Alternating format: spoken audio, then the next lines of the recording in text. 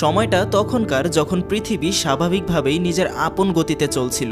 মানুষ তখনও পর্যন্ত ভিন গ্রহের সত্তাদের সম্পর্কে কিচ্ছু জানত না। তবে একদিন হঠাৎ পৃথিবীর বিভিন্ন প্রান্তে আচমকা কিছু অবজেক্টের আবির্ভাব ঘটে। সাইবেরিয়া এবং ব্ল্যাক সি এর পোস্টে এমন দুটো অদ্ভুত অবজেক্ট সহ পুরো পৃথিবীতে মোট 12টি অবজেক্টের দেখা পাওয়া গিয়েছে। এমনকি সেগুলো যেন একদম হঠাৎ করেই প্রকট হয়েছে। তারা কোথা থেকে এসেছে বা কিভাবে এসেছে তার কোনো চিহ্নই খুঁজে পাওয়া যায়নি। যে খবরটা জানাজানি হওয়ার পর থেকেই সাধারণ মানুষের মধ্যে এক কৌতূহলের আবির্ভাব হয়েছে। তারা জানতে চায় সেগুলো কি, কেনই বা তারা পৃথিবীতে এসেছে, কেনই বা এখানে আস্তানা করেছে। 1998 সালে American fiction writer Ted Chiang এর লেখা একটা বই স্টোরিজ অফ ইয়োর লাইফ এমটিআই মানুষের মনে সাড়া ফেলেছিল। সেই বইটিকে আধার করেই তৈরি করা হয় অ্যারাইভাল নামের একটা হলিউড মুভি, যে মুভিটা বাকি সিনেমাগুলো থেকে বেশ আলাদা। আমরা সাধারণত দেখেছি যে এলিয়েন পৃথিবীবাসীর ক্ষতি করতে চায় বা পৃথিবীকে তারা পুরোপুরি ধ্বংস করে দিতে চায় অথবা পৃথিবীর সম্পদ লুট করতে চায়, কিন্তু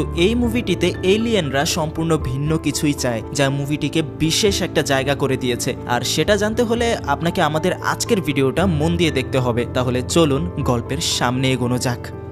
এতক্ষণ পৃথিবীর যে পরিস্থিতির কথা বললাম, এই সকল খবর লুইস নামের এই মেয়েটা আমেরিকার একটা ছোট্ট শহর থেকে দেখছিল। বলে রাখি, সেই আমাদের আজকের সিনেমার প্রধান চরিত্র। সে একজন দক্ষ ভাষাবিদ, পৃথিবীর বিভিন্ন ভাষা নিয়ে সে রিসার্চ করেছে। তবে তার এই সাবজেক্টের স্টুডেন্ট খুবই কম।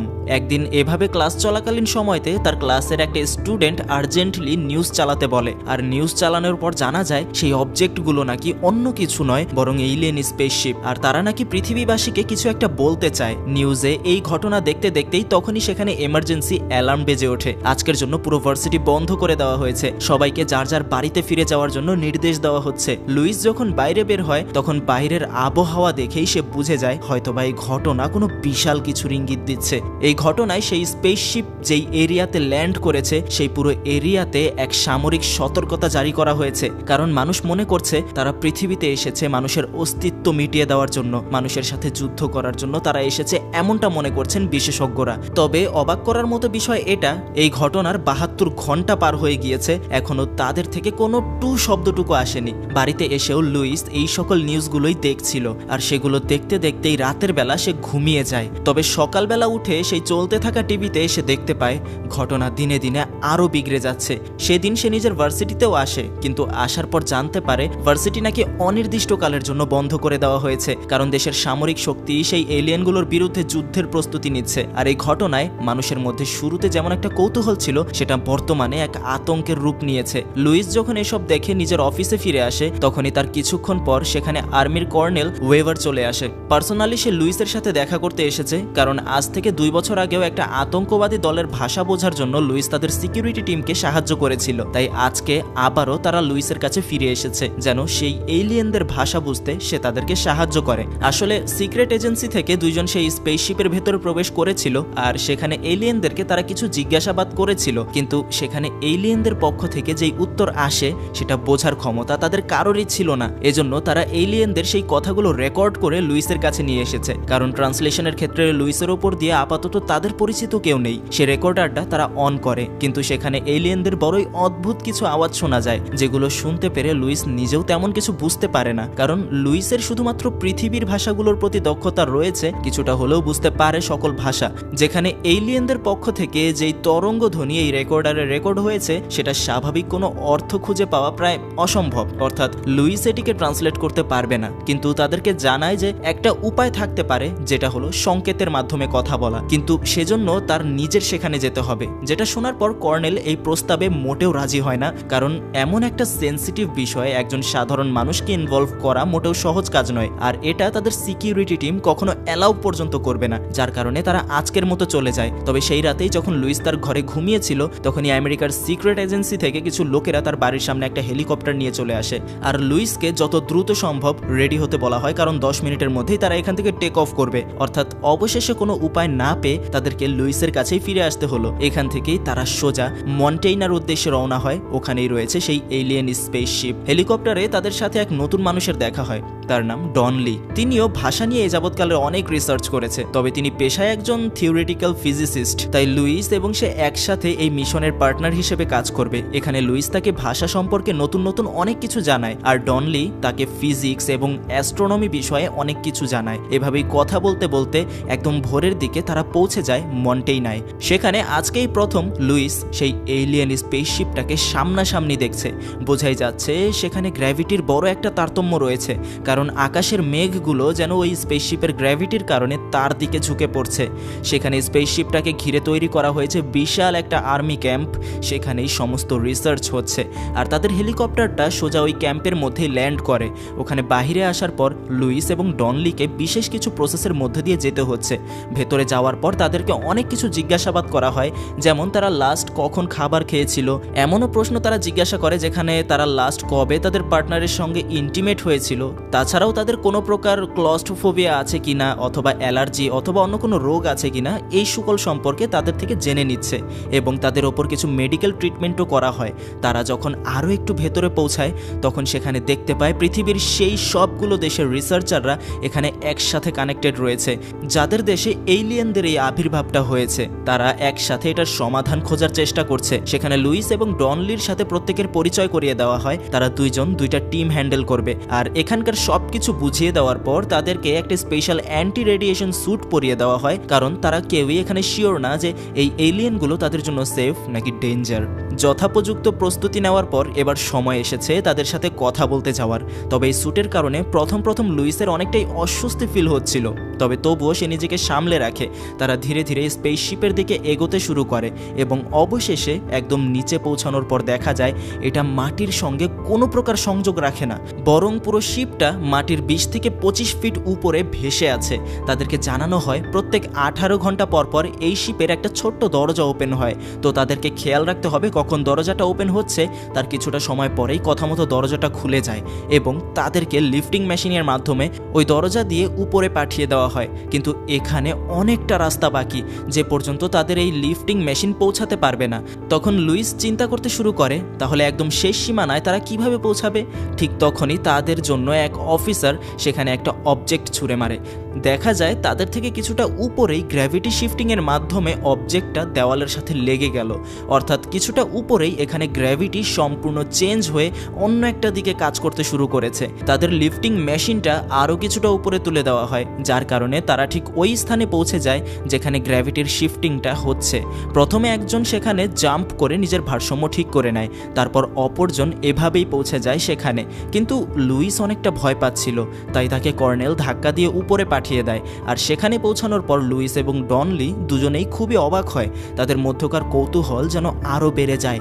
তারা সামনে এগিয়ে যায় এবং অবশেষে ওই জায়গাটায় পৌঁছায় যেইখানে সেই এলিয়েনদের সাথে তাদের কথা হবে। তারা নিজেদের সকল ডিভাইস অন করে ওখানে অপেক্ষা করতে শুরু করে, আর তার কিছুক্ষণ পরেই সেখানে আবির্ভাব ঘটে সেই অজানা প্রাণীদের। তাদের ছায়ামূর্তির মতো দেখা যাচ্ছিল, যেগুলো দেখে লুইস আঁতকে উঠতে শুরু করে। সে নিজেকে স্বাভাবিক রাখতে পারে না, কারণ এমন অদ্ভুত বিষয় সে নিজের জীবনে আগে কখনো দেখেনি। এখানে আসার পরেই তারা কিছু বিশেষ তরঙ্গধ্বনির মাধ্যমে তাদের সঙ্গে কথা বলার চেষ্টা করে, কিন্তু হিউম্যানসদের মধ্যে কেউই তাদের এই তরঙ্গ ডিটেক্ট করতে পারে না, যার কারণে শুধুমাত্র তাদের ওই রেকর্ডিংগুলো নিয়েই এবারের মতো ফিরে আসতে হয়। কিন্তু আবারও যখন 18 ঘন্টা পার হয়, এবার তারা প্রত্যেকেই একবার এক্সপেরিয়েন্সড হয়েছে। তাই এবার লুইস নিজের সাথে করে মার্কার আর বোর্ড নিয়ে যায়, অর্থাৎ তাদের সাথে যদি শব্দ তরঙ্গের মাধ্যমে কথা বলা সম্ভব না হয় তাহলে যেন ইঙ্গিত এবং আকৃতির মাধ্যমে সে একবার বোঝার চেষ্টা করে। ঠিক আগের মতোই তারা পৌঁছে যায়। তাদের সাথে তারা একটা সাধারণ পাখি নিয়ে এসেছে, যেন তারা বুঝতে পারে ওখানকার পরিবেশ এবং সব কিছু অনুকূলে আছে কি নেই। এবার লুইস সেই হোয়াইট বোর্ডের মধ্যে একটা হিউম্যান এঁকে তাদেরকে দেখিয়ে বলতে শুরু করে, আমরা মানুষ, তোমরা কোন ধরনের জীব? এমন প্রশ্ন বারবার জিজ্ঞাসা করতে শুরু করে। এবার সে সাহস করে কিছুটা সামনেও এগিয়েছে, আর সেটা কাজেও লেগে যায়। আজকে এই প্রথম এলিয়েনগুলো তাদের সাথে সাংকেতিক ভাষায় কথা বলতে শুরু করে, কিন্তু তাদের সংকেতগুলো বড়ই অদ্ভুত। গোলবৃত্তের মতো অংশগুলোর মধ্যে কিছুটা শাখা প্রশাখা বের হয়ে আসা কিছু একটা মনে হচ্ছে সেগুলোকে, যেগুলোর একটাও তাদের বোধগম্য হচ্ছে না। তবে তারা নতুন কিছু তাদের থেকে বের করতে পেরেছে, এটাই তাদের জন্য অনেক। সেগুলোকে সাথে সাথে তাদের টিমের কাছে পাঠিয়ে দেওয়া হয়, আর আর সেখান থেকে ফিরে আসার পর এই বিষয়টা নিয়ে তারা আলাপ আলোচনা করতে শুরু করে। লুইসের এই কাজের মাধ্যমে সে ওখানকার সকলের মধ্যে একটা সম্মানিত ব্যক্তিতে পরিণত হয়েছে। তাছাড়াও অস্ট্রেলিয়া এবং অন্যান্য কিছু দেশের গবেষকদের সাথে কথা বলে জানা যায় তারা নাকি এখনও কিছু জানতে পারেনি। তাদের সাথেও এর সিম্বলগুলো নিয়ে আলোচনা করা হয়, কিন্তু কোনো সমাধান বের হয়ে আসে না। ওখানে এবার লুইস আরও অনেক ধরনের প্রশ্ন এবং প্রশ্নের সাংকেতিক চিহ্ন নিয়ে সবার সাথে আলোচনা করে। কর্নেলের একটাই কথা, যাই হয়ে যাক তাদের থেকে নতুন কিছু বের করে আনতেই হবে, আর অবশ্যই সেটা খুব দ্রুত সময়ের মধ্যে। তাই এবার আগের থেকেও ভালো একটা প্রস্তুতি নিয়ে তারা আবারও সেখানে পৌঁছে যায়। এবারও সেই সাংকেতিক চিহ্নগুলোর মাধ্যমে তারা মানুষের সাথে কথা বলার চেষ্টা করে, কিন্তু কোনো রকমেই এই স্যুটের পেছন থেকে লুইস তাদের সাথে ইন্টারঅ্যাক্ট করতে পারছে না, যার কারণে সকলের নিষেধ অমান্য করে লুইস নিজের এই বিশেষ অ্যান্টি রেডিয়েশন স্যুটটা খুলে ফেলে। কারণ এতবার এখানে আসার পর এতটুকু সে বুঝে গিয়েছে যে এলিয়েনগুলো তাদের সাথে কোনো রকম লড়াইতে জড়াতে চায় না, বরং তারা তাদের সাথে কথা বলার চেষ্টা করছে। ঠিক তেমনটাই দেখা যায়। স্যুট খোলার পরেও তার কিচ্ছু হলো না, কিন্তু এতে করে বাকিরা খুব ভয় পেয়ে যাচ্ছে। লুইস আরও সামনে এগিয়ে যায়, আর যখন একদম ডিসপ্লের সামনে গিয়ে সে নিজের হাতটা সেখানে তুলে ধরে, তখন অপর দিক থেকে সেই এলিয়েনগুলোর মধ্যে একটা এলিয়েন নিজের দেহের একটা অংশ সামনে এগিয়ে দেয়। অর্থাৎ এতে নিশ্চিত হওয়া গেল এলিয়েনরা তাদের সাথে পরিচিত হতে চায়। লুইস তার সাথে অনেক কথাবার্তা বলার চেষ্টা করে, তবে তাদের সেই সাংকেতিক চিহ্ন এখনও তার তেমন স্পষ্ট বোধগম্য নয়। তার দেখা দেখি ডক্টর ডনলিও নিজের স্যুট খুলে ফেলে, আর তারা দুজন মিলে সেই সংকেতের মাধ্যমে কথা বলার চেষ্টা করে। আর এবার তাদের সাথে বেশ ভালোই ইন্টারেক্ট পসিবল হয়। সেখান থেকে ফিরে আসার পর বিষয়টা নিয়ে খুবই আলোচনা হচ্ছিল যে এবার নাকি তারা নিজেদের জীবনকে রিস্কের মধ্যে ফেলেছে, কিন্তু তারা অন্য দিক থেকে খুশি যে এতে করে তাদের হাতে নতুন কিছু বিষয় এসেছে, অর্থাৎ তাদেরকে রিস্ক নিতেই হবে। তাছাড়াও লুইস এ যাবৎকালে পাওয়া সকল সংকেতগুলোকে একত্রিত করে বোঝার চেষ্টা করছে সেখানে কি বলা হচ্ছে। এমনকি কোনো একটা সময় সেই ওই তরঙ্গের সাথে সমুদ্রের ওয়েভের একটা সামঞ্জস্য খুঁজে পায়। এমনকি সেই সংকেতগুলোর মধ্যেও বেশ অনেকগুলো অর্থ খুঁজে পায় যেগুলোর সম্ভাবনা রয়েছে। আর এই সকল রিসার্চ করার মাঝখানেই সে মাঝে মাঝেই এক অদ্ভুত ভিশন দেখতে পায়, যেখানে সে একটা ছোট্ট বাচ্চাকে প্রকৃতির সাথে খেলতে দেখছে, কিন্তু সে বুঝতে পারে না হঠাৎ হঠাৎ তার মাথায় এমন সব দৃশ্য কেন ভেসে আসছে। যে মেয়েটাকে সে দেখছে সেই মেয়েটাকেও সে চেনে না। কিন্তু এই বিষয়টা মনে রাখবেন, কারণ এখান থেকেই মুভির শেষে ঘটনার একটা টুইস্ট রিভিল হবে। কিন্তু যাই হয়ে যাক, বর্তমানের জন্য তাদের মনে অসংখ্য প্রশ্ন। যে প্রশ্নটা কমন সেটা তো আমাদের জানাই আছে যে তারা কি চায়, কেন এখানে এসেছে, কিন্তু তাদের থেকে যে সাংকেতিক চিহ্নগুলো তারা পেয়েছে সেগুলো অ্যানালাইসিস করে তারা একটা সংকেত থেকে একের অধিক অর্থ বের করে এনেছে। ঘটনা হলো এরকম, তাদের একটা সংকেতের হাজারো অর্থ থাকতে পারে। এখন তাদের বুঝে নিতে হবে তারা কি বোঝাতে চাইছে। অবশ্য এই পর্যন্ত তারা অনেকটা দূর এগিয়েছে, কিন্তু এখনও কিচ্ছু বোঝা সম্ভব হয়নি। এভাবেই দিন চলতে থাকে, সময় যেতে থাকে, প্রতিনিয়তই তাদের সাথে মানুষের একটা কানেক্টিভিটি তৈরি হচ্ছে, কিন্তু শত চেষ্টার পরেও যেন সেই ভাষার অর্থ খুঁজে পাওয়া সম্ভব হচ্ছে না। তাদের নাম দেওয়া হয়েছে হ্যাপ্টাপডস, যার অর্থ হলো 7 পা বিশিষ্ট প্রাণী। তবে এভাবে বললে ভুল হবে, কারণ তারা মানুষের মতো সাধারণ 3 ডাইমেনশনাল প্রাণী নয়। তাদের ভাষা, তাদের যোগাযোগ সবকিছুই 4th ডাইমেনশনাল। শুধুমাত্র মানুষের সাথে ইন্টারেক্ট করার জন্য তারা 3 ডাইমেনশনাল রূপে হাজির হয়েছে, যার কারণে মানুষের জন্য তাদেরকে বোঝা বেশি কষ্টকর হয়ে যাচ্ছে। মানুষ এখনও জানে না তাদের স্পেসশিপ কিভাবে একটার সাথে অন্যটা ইন্টারেক্ট করছে, এমনকি কেন সেগুলো পৃথিবীর ওই নির্দিষ্ট স্থানগুলোতে ল্যান্ড করেছে সেটাও মানুষ জানে না। এগুলো জানার চেষ্টা করতে করতেই মাসের পর মাস কেটে যাচ্ছে। মাঝে মাঝে একটা সংকেতের যেই হাজারো অর্থগুলো বের হয়ে আসছে সেগুলো বের করতেই 1-1.5 মাস সময় লেগে যাচ্ছে, কিন্তু তবুও তারা হার মানবে না। এই বিশাল একটা সময়ে লুইস সেই সংকেতগুলোর অ্যানালাইসিস করে এমন কিছু অর্থ বের করে নিয়ে এসেছে যেটা সত্যিই এক বড় অ্যাচিভমেন্ট। তবে তারা নিশ্চিত নয় যে তারা কি বলতে চাইছে। একবার তারা কল্পনা করে যে সবাই মিলে তাদেরকে মানুষের ভাষা বোঝানোর চেষ্টা করা যেতে পারে, আরেকবার কল্পনা করে যে আসলেও তো তারা এতটাই অ্যাডভান্স, তারা কি আসলেও মানুষের কাছে কিছু শিখতে পারবে, যেটা অবশ্যই একটা ভুল ধারণা। কারণ যারা নাকি মানুষের বোধগম্যের বাইরে চলাফেরা করে তারা অবশ্যই মানুষের থেকে অনেক অ্যাডভান্সড। তারা অ্যানালাইসিস করেছে এখানে সেই এলিয়েনদের থেকে যেই সংকেতগুলো আসছে সেই সংকেতগুলোর এক একটা পুরো একটা রচনা থেকেও বড় অর্থ প্রকাশ করতে পারে। একটা জটিল বিষয় নিয়ে আলোচনা করতে তাদের একটা একটা সংকেতই যথেষ্ট, কিন্তু সেখানেই ওই সংকেতটা বোঝার জন্য মানুষের মাসের পর মাস সময় লেগে যাচ্ছে। তবুও নিশ্চিতভাবে বলা যাচ্ছে না তারা কি বলতে চায়। এভাবেই তাদের রিসার্চ চলতে থাকে। ঘটনায় ধীরে ধীরে লুইস এবং ডনলির সাথে একটা আলাদা বন্ধুত্ব তৈরি হয়, কারণ তাদের দুজনের লক্ষ্য মূলত একটাই, সেই এলিয়েনদেরকে বোঝার চেষ্টা করা। তবে সমস্যাটা সেই দিন থেকে শুরু হয় যেই দিন এই রিসার্চের কিছু বিষয় লিক হতে শুরু করে। সর্বপ্রথমে এলিয়েনদের একটা ছবি অনলাইনে ভাইরাল হয়ে যায়, যার কারণে সাধারণ মানুষের মধ্যে আতঙ্ক তৈরি হয় যে এত ভয়ানক দেখতে একটা প্রাণীর সাথে কেন বোঝাপড়া করা হচ্ছে, কেন তাদেরকে ডিরেক্ট আক্রমণ করা হচ্ছে না, তারা অবশ্যই আমাদের জন্য একটা বড় বিপদ। এমনটা হলো সাধারণ মানুষের চিন্তা ভাবনা, যার কারণে প্রায় 6 মাস রিসার্চ করার পর প্রত্যেকটা দেশের রিসার্চার টিম এখন অসহ্য হয়ে পড়েছে।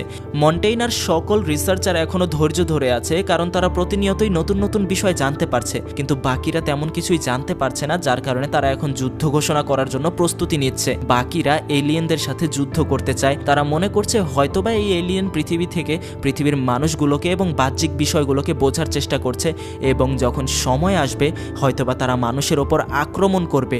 এজন্য সময় থাকতেই তারা এই এলিয়েনদের বিরুদ্ধে যুদ্ধ করতে চায়। আর এই বিষয়টা নিয়েই গল্পের এই পর্যায়ে অনেক হট্টগোল লেগে যায়। এই বিষয়টা নিয়ে লুইস খুবই চিন্তিত হয়ে আছে। এমনকি এবারও সে আরও একবার সেই ভিশনগুলো দেখতে শুরু করে যেগুলো সে আগে দেখত, কিন্তু এবারের ভিশনের মধ্যে সে ওই মেয়েটার পরিচয় পায়। ওই মেয়েটা তার নিজেরই মেয়ে, ওই মেয়েটা তার ভবিষ্যৎ সন্তান। হ্যাঁ, তার নিজের সন্তান ওই মেয়েটা। যেখানে তার মেয়ে খুবই আপসেট, কারণ তার বাবা মা একসাথে থাকে না। সেজন্য লুইস তার মেয়ের কাছে ক্ষমাও চায়, কিন্তু বলতে বলতে ডক্টর ডনলি তাকে ডাক দেয়, যার কারণে তার ভিশন ওখানেই স্টপ হয়ে যায়। কিন্তু সে বুঝতে পারছে না এটা কিভাবে সম্ভব যে মেয়েটাকে সে তার ভিশনের মধ্যে দেখছে সেই মেয়েটাকে সে চেনেও না। সেই মেয়েটা কিভাবে তার মেয়ে হবে, কারণ লুইস তো বিয়েই করেনি।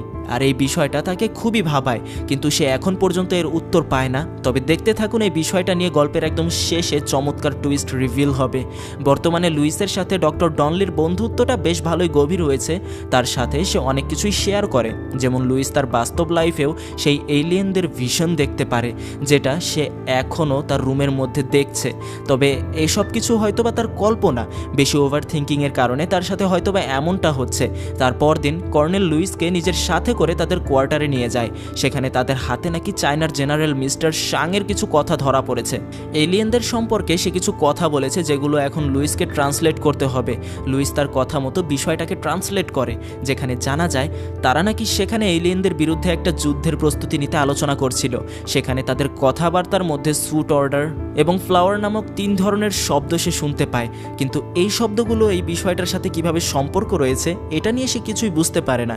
তবে কর্নেল তার কাছে আরও একটা বড় অ্যাচিভমেন্ট চায়, যেখানে লুইস তাকে বোঝায়, আপনার হাতে যদি আমি একটা হাতুড়ি দেই তাহলে আপনার কল্পনায় কি থাকবে? তখন তিনি উত্তর দেন, তখন সব কিছুতেই নাকি তিনি পেরেক খোঁজার চেষ্টা করবেন। তো এই বিষয়টাকে উদাহরণ বানিয়ে লুইস তাকে বোঝায়, তাদেরকে আমাদের প্রশ্ন বোঝানোর জন্য ঠিক এরকম কিছুই করতে হবে। এই বলে সেখান থেকে সে চলে যায়। আজকে এই নিয়ে এই রিসার্চ প্রায় 7 মাস ধরে চলছে। আজকে লুইস এবং তার টিম আবারও তাদের সাথে কথা বলতে যায়। এতদিনে লুইস তাদের ভাষার প্রায় কিছু অংশ বুঝতে শিখতে শুরু করেছে, যার কারণে এখন সে তাদের ভাষা দিয়েই তাদের সাথে কথা বলবে।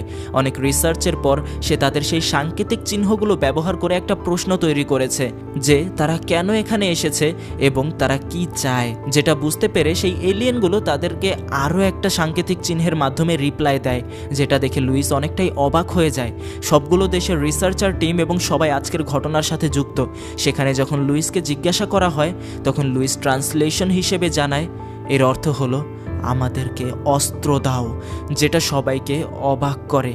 আর এই বিষয়টা যখন প্রত্যেকের মাঝে জানাজানি হয় তখন প্রত্যেকটা দেশের মানুষজন আতঙ্কিত হয়ে ওঠে। প্রত্যেকটা টিম একে অপরের সাথে যোগাযোগ বন্ধ করে দেয়, কারণ তারা এবার ভয় পেয়ে গিয়েছে যে ওই এলিয়েনগুলো কেন অস্ত্র চাইবে, অর্থাৎ তারা অবশ্যই যুদ্ধ করতে চায়।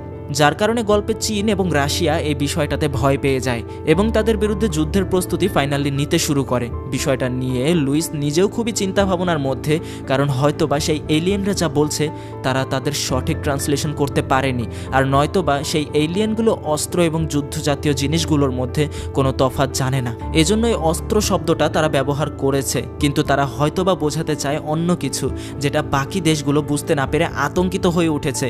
যার কারণে আজকের সেশন ভিশন শেষ হওয়ার পরেও লুইস এবং ডনলি অনুমতির বাইরে সেখানে সেই এলিয়েনদের সাথে কথা বলতে যায়।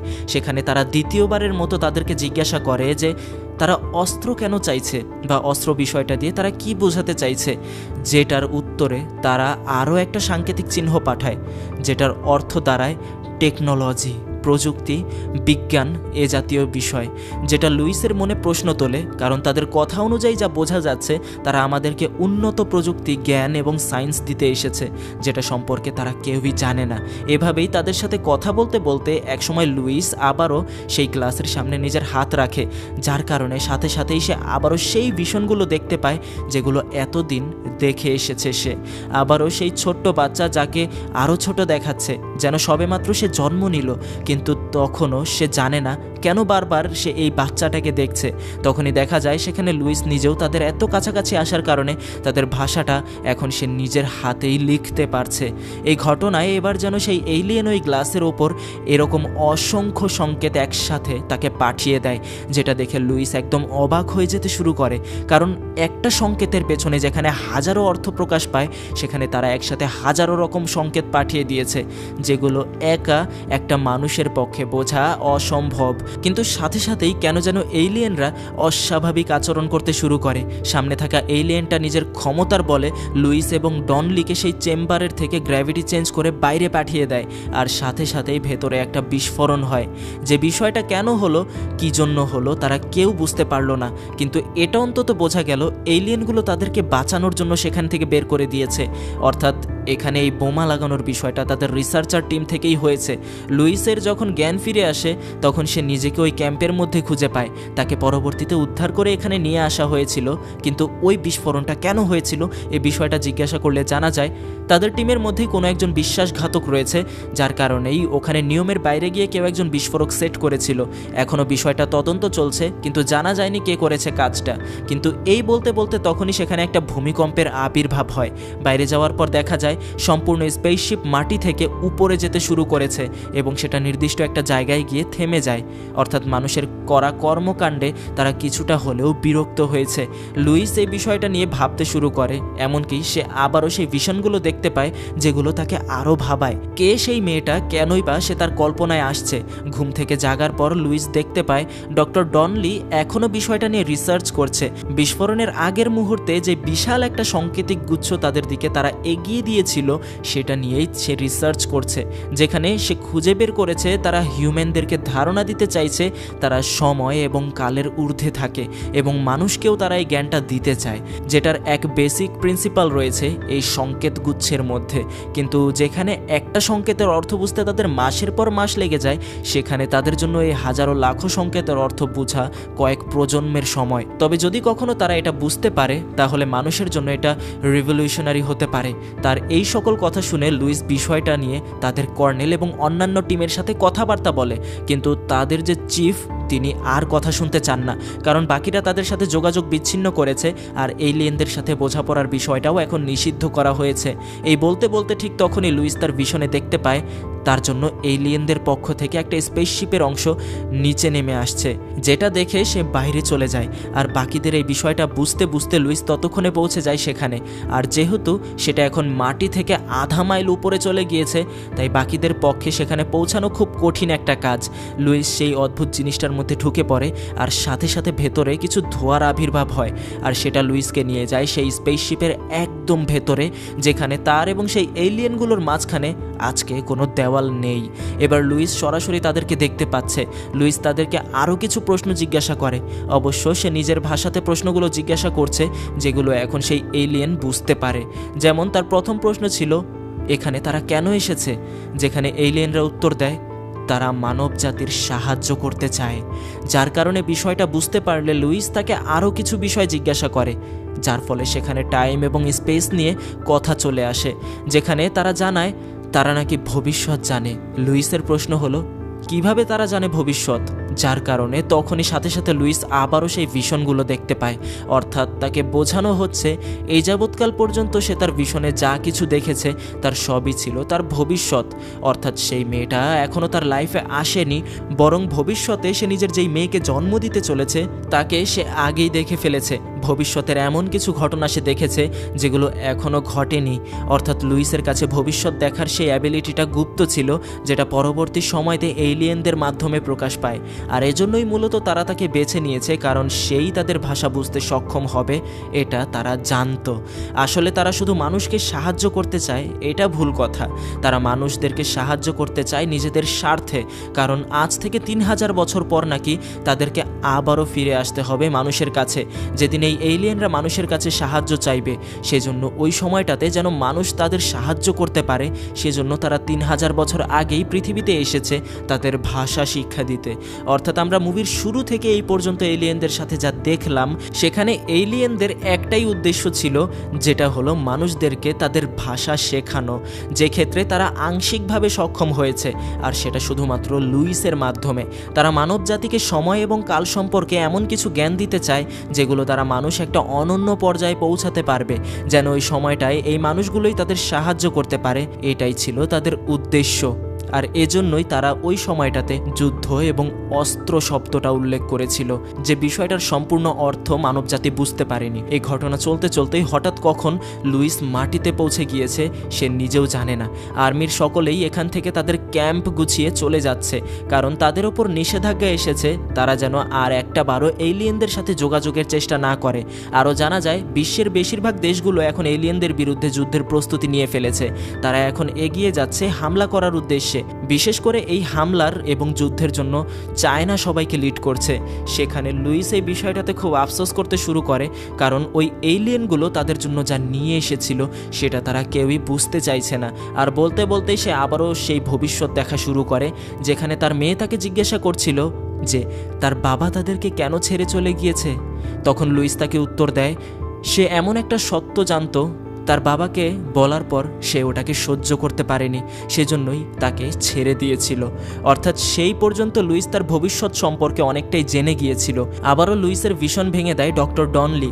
সেই ক্যাম্পের প্রত্যেককেই সে সব কিছু বোঝাতে শুরু করে তারা এক্ষুনি এখান থেকে চলে যাবে, কারণ এখানে হামলা হতে চলেছে। তাদের সাথে স্পেসশিপগুলো কেমন যেন নিজেদের পজিশন চেঞ্জ করে নিচ্ছে, হয়তোবা এখানে কিছু একটা অন্যরকম ঘটতে চলেছে। বিশ্বের সমস্ত স্থানে এলিয়েনদের বিরুদ্ধে যুদ্ধের জন্য সকলেই এগিয়ে যাচ্ছে, এখন শুধু বাকি হামলা করার। আর অপরদিকে লুইস এখন এলিয়েনদের ভাষা প্রায় অনেকাংশ বুঝতে শিখতে শুরু করেছে, কিন্তু এখন তার কথা কেউ শুনছে না, কারণ বড্ড দেরি হয়ে গিয়েছে। লুইসের কাছে এবার এমন ক্ষমতাও চলে এসেছে যে সে তার ভবিষ্যতের ওই সময়গুলোকে তার ইচ্ছা মতো দেখতে পাচ্ছে।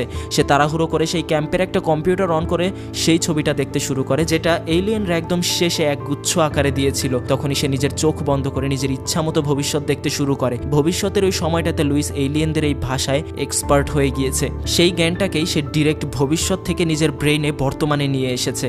অবশ্যই সে এলিয়েনদের পক্ষ থেকে সুপার ন্যাচারাল ক্ষমতার অধিকারী হয়েছে, সেজন্যই সে নিজের ইচ্ছা মতো ভবিষ্যৎ দেখতে পারছে এবং সেখান থেকেই শিখতে পারছে।